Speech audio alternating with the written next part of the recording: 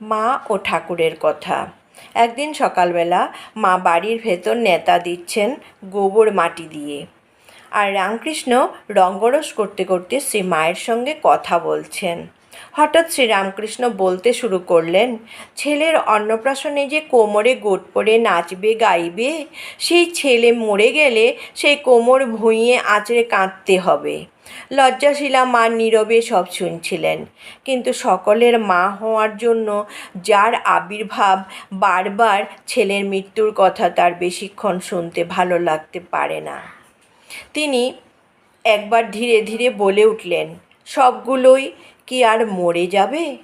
তার কথা বের হতে না হতেই শ্রীরামকৃষ্ণ চেঁচিয়ে বলে উঠলেন, ওরে জাতসাপের ন্যাজে পা পড়েছে রে, জাতসাপের ন্যাজে পা পড়েছে।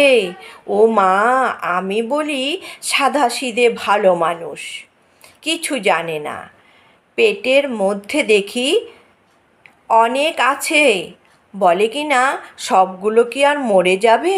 তিনি এমন হইচই করে উঠলেন যে মা লজ্জায় ছুটে পালিয়ে গেলেন।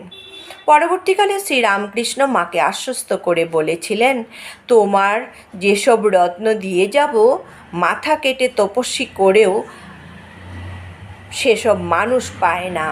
পরে দেখবে এত ছেলে তোমায় মা বলে ডাকবে, তোমার সামলানো ভার হয়ে উঠবে।